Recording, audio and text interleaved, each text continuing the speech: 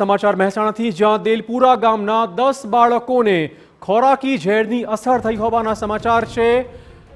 દેલપુરા પ્રાથમિક સ્કૂલમાં ફળ આરોગ્યા બાદ તબિયત લથડી હતી।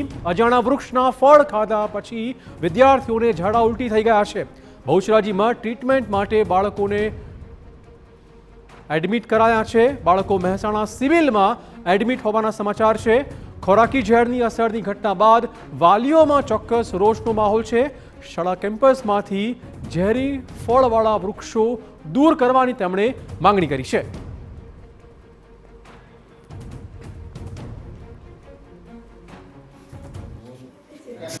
आठ बाळको लगभग 2 થી 10 વર્ષના ઉંમરના અને એ લોકો સ્કૂલમાં રમતા હતા ને બહાર એક ઝાડ હતું અને એનું ફળ જે આ ફળ છે એનું સેવન કરવાથી એમને તકલીફ થઈ છે।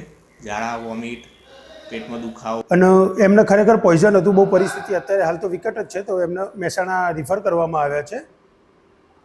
એમ છતાં પણ આવા જ્યારે કોઈ પણ વૃક્ષારોપણ કરતા હોઈએ ત્યારે પ્રાથમિક શાળામાં નાના બાળકો જ ભણતા હોય તો કોઈ પણ ફોરેસ્ટ અધિકારીનો સંપર્ક કરી અને યોગ્ય ઝાડ વાવવા જોઈએ।